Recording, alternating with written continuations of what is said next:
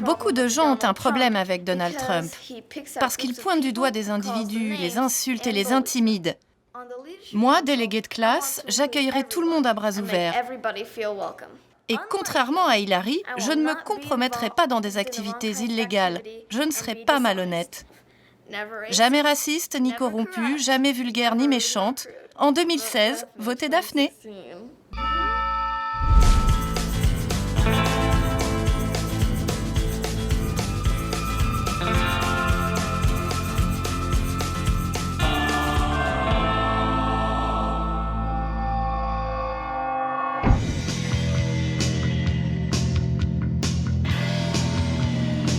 À l'ouest des États-Unis, dans l'Utah, Salt Lake City.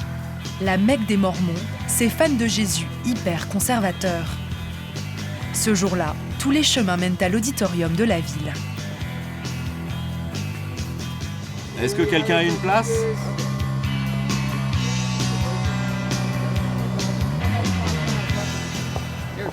Je suis venu depuis la Californie. C'est pourquoi ? C'est pour un concert de rock ? Non, pas du tout, c'est pas un concert. C'est la conférence de l'église des Mormons.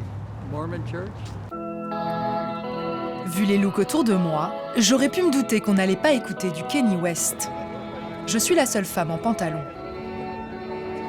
2 fois par an, les 15 millions de Mormons du monde entier ont les yeux rivés sur cette salle. Parce que là, dans moins d'1 heure, celui qu'ils considèrent comme leur prophète va leur délivrer la bonne parole. Pour les Mormons, Christophe Colomb n'est qu'un imposteur, puisque Jésus est venu en Amérique, bien avant lui, pour prêcher l'Évangile. Logique donc que la grand-messe biannuelle ait lieu aux États-Unis. Je suis super excitée. Pourquoi ? Pourquoi ? Parce que tous les 6 mois, nous avons une conférence de régénérescence spirituelle. Et je suis très heureuse d'y participer. Notre Église nous donne la joie, nous guide. Elle rapproche notre famille. Et la famille, c'est le plus important pour moi.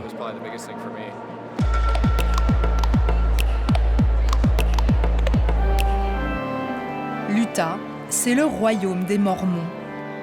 Dans cet État, ils représentent 75% du corps électoral. Et voici leur prophète, Thomas Monson, sur Terre depuis 89 printemps.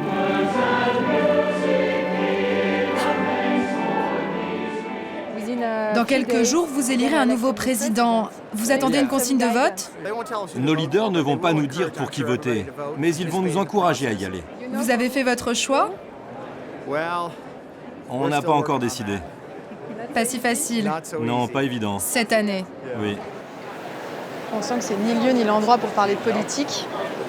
Et cette année, pour les Mormons qui votent normalement à 90% républicains, cette année, ils sont complètement paumés. Paumés parce que le candidat de leur cher parti a commis l'irréparable, déclarer la guerre à une autre communauté de croyants. Donald J. Trump is calling for a total and complete shutdown of Muslims entering the United States.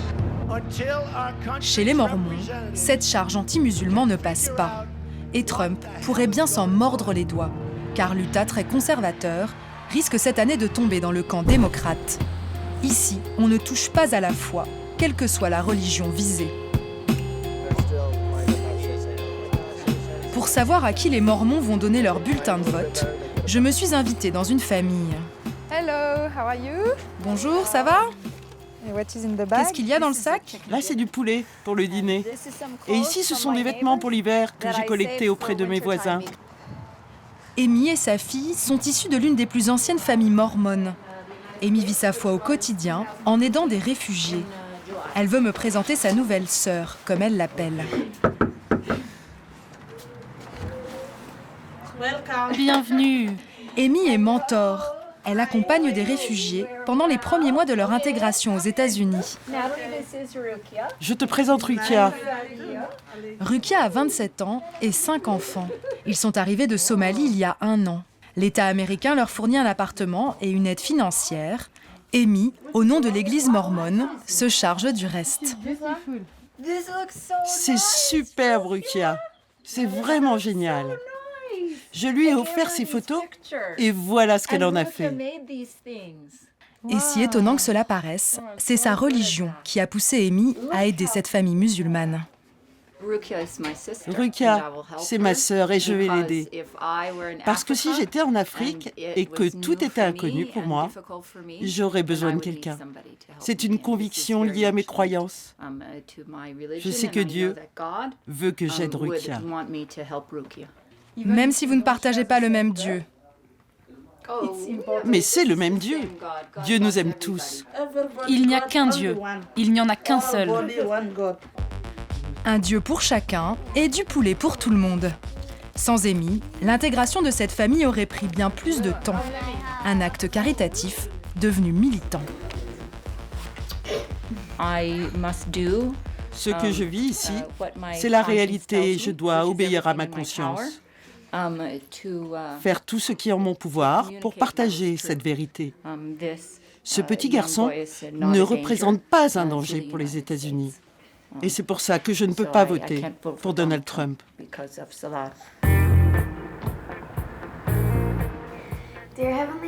Notre Père qui êtes aux cieux, merci pour cette journée et pour ce repas. Au nom de Jésus-Christ, Amen. Vous priez avant le déjeuner, le dîner, à chaque fois que vous allez manger. Oui, en effet. Messe le dimanche, robe sous le genou, pas de sexe hors mariage. Chez les Waldron, on observe à la lettre les préceptes mormons. Jusque dans l'assiette. Pourquoi il n'y a pas de thé ou de café? Café, thé, alcool. Je sais que c'est très choquant pour vous les Français, mais chez nous, tout ce qui entraîne une dépendance est proscrit. Pourtant, ici, on était accro au Parti républicain. Mais ça, c'était avant.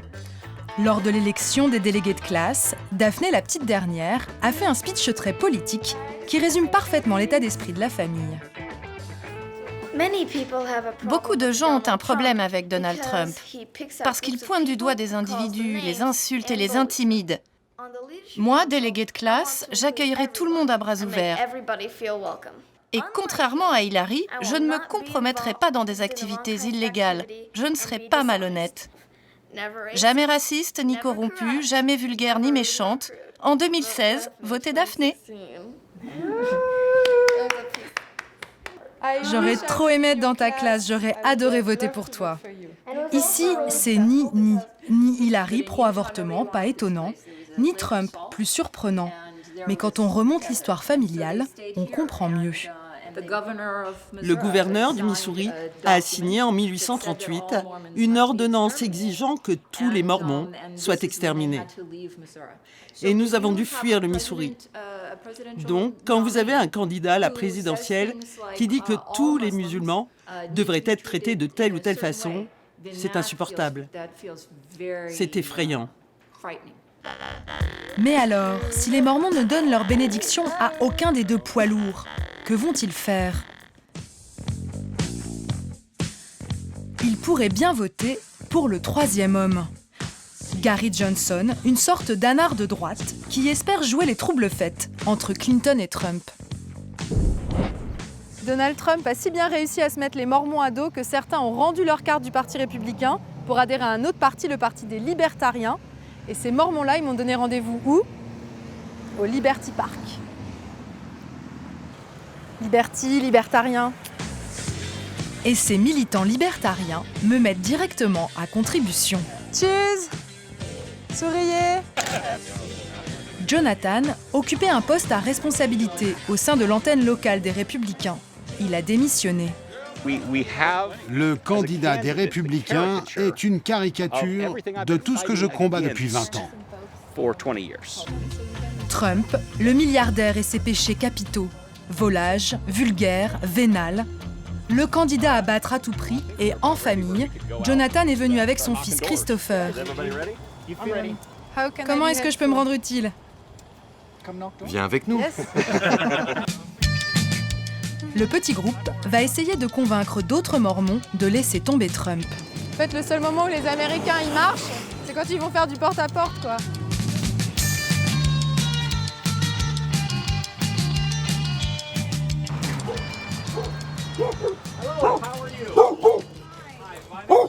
Ok, super. Je crois que le chien, soit il est républicain, soit il est démocrate, mais il n'est pas libertarien. Bonjour, comment allez-vous? Bonjour. Ça vous dérange si je vous pose une question? Avez-vous l'intention d'aller voter cette année? Bien sûr. Vous avez choisi votre candidat? Oui. Puis-je vous demander qui c'est? Son nom, c'est Donald Trump. Ah, vous êtes un supporter de Trump. Le train fonce droit dans le mur. Si vous montez dans le train d'Hillary, ça va arriver très vite. Si vous montez dans celui de Trump, ça prendra peut-être un peu plus de temps. Voilà comme je vois les choses. Et c'est pas joli. Merci beaucoup d'avoir pris le temps. Que pensez-vous des républicains qui s'obstinent à voter républicain? Vous savez, c'est difficile de changer ses habitudes. Et est-ce qu'être mormon vous a donné la force de quitter le parti républicain? C'est sûr que ça m'a aidé à prendre ma décision. Notre religion nous enseigne le libre arbitre.